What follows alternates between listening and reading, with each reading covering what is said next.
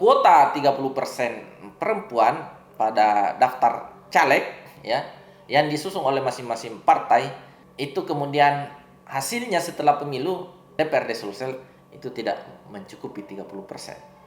Artinya apa?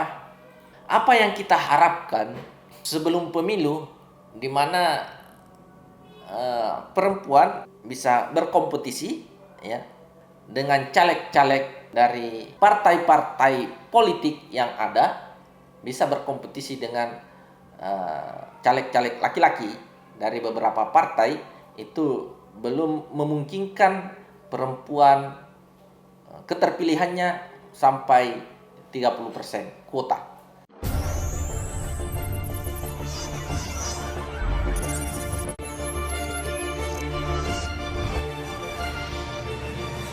Assalamualaikum warahmatullahi wabarakatuh. Para pemirsa Kopel TV, hari ini kita sudah menyaksikan pelantikan anggota DPRD Provinsi Sulawesi Selatan. Dari 85 anggota DPRD Provinsi Sulawesi Selatan, kita melihat bagaimana komposisi perempuan di DPRD Sulsel hari ini. Ya. Nah, proporsi perempuan yang terpilih dari 11 daerah pemilihan, ada 22% perempuan terpilih dari 10 partai yang lolos di DPRD hari ini. Nah, kita sama mengetahui bahwa kuota 30% perempuan pada daftar caleg ya yang disusung oleh masing-masing partai itu kemudian hasilnya setelah pemilu itu kita lihat untuk DPRD Sulsel itu tidak mencukupi 30%. Artinya apa? Apa yang kita harapkan sebelum pemilu di mana perempuan bisa berkompetisi ya dengan caleg-caleg dari partai-partai politik yang ada, bisa berkompetisi dengan caleg-caleg laki-laki dari beberapa partai, itu belum memungkinkan perempuan keterpilihannya sampai 30% kuota. Nah, ini menandakan bahwa tingkat keterpilihan ini masih kurang begitu. Ada beberapa faktor yang bisa kita lihat dari kurangnya keterpilihan ini. Meskipun hari ini itu sedikit ada peningkatan dari periode sebelumnya di DPRD Sulsel. Periode sebelumnya itu di awal keterpilihan anggota DPRD itu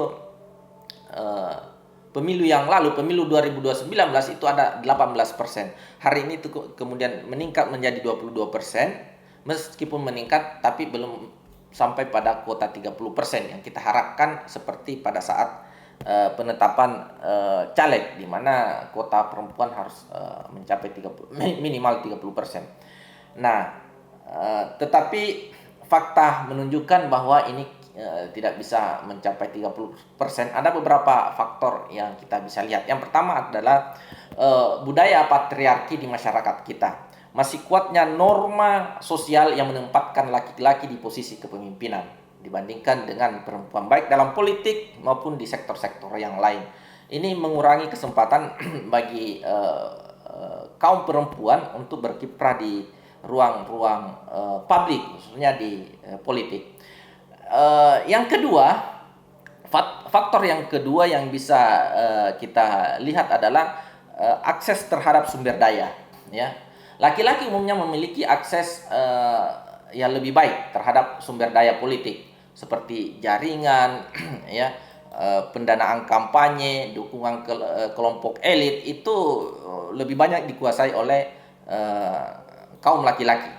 Ya, dia mampu berkompetisi di arena politik yang penuh persaingan ini dibandingkan dengan perempuan. Nah, politisi perempuan ini juga sering dibebani oleh tanggung jawab domestik dan keluarga. Ini sebenarnya beban ganda yang dimiliki oleh khususnya politisi perempuan. Ini menjadikan mereka kaum perempuan yang berkiprah di dunia politik ini menghadapi lebih banyak hambatan struktural ya yang ada. Nah, yang lainnya adalah tantangan internal partai. Banyak partai masih kesulitan mendorong keterwakilan perempuan ini. Jadi di masa pencalekan sebelumnya, di awal-awal sebelum masuk bertarung di pemilu, partai politik ini banyak yang kesulitan untuk mendorong keterwakilan perempuan secara nyata, ya. Meskipun ada aturan kuota 30%, tapi untuk perempuan, tapi mereka yang diajukan sebagai caleg oleh partai politik itu hanya sekedar untuk memenuhi kuota.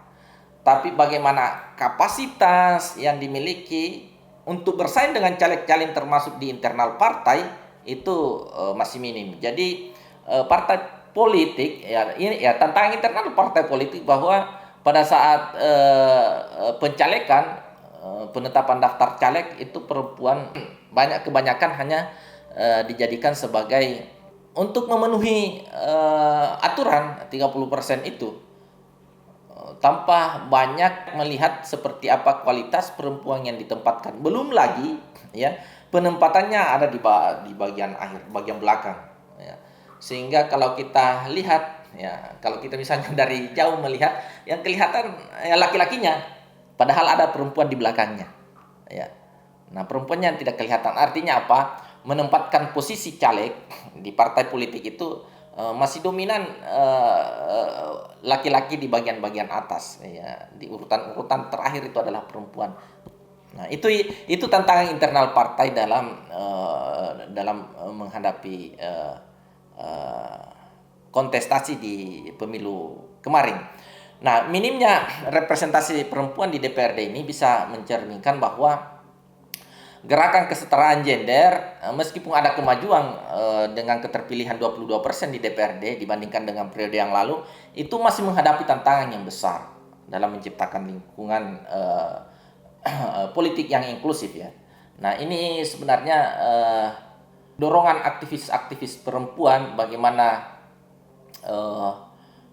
politisi perempuan untuk bisa berkiprah di dunia politik dan bisa menjadi penentu di DPRD, penentu kebijakan, membuat keputusan-keputusan, ini masih harus menjadi kerjaan teman-teman aktivis-aktivis pegiat aktivis perempuan. Saya kira itu yang harus implementasi dalam struktur kekuasaan politik yang masih lamban, saya kira, dan ini penting untuk kita dorong. Secara keseluruhan, meskipun terjadi peningkatan keterwakilan di DPRD Provinsi Sulawesi Selatan di hasil pemilu 2024 ini, angka ini masih jauh dari apalagi seimbang. Perubahan yang lebih mendalam ini masih diperlukan untuk mencapai kesetaraan gender yang sesungguhnya di panggung politik, bagaimana perempuan ini berkiprah. Saya kira itu, teman-teman sekalian, terkait dengan bagaimana perempuan di dunia politik, khususnya keterpilihan mereka di DPRD Sulsel hari ini. Sampai di sini pertemuan kita, tetap di Kopel TV.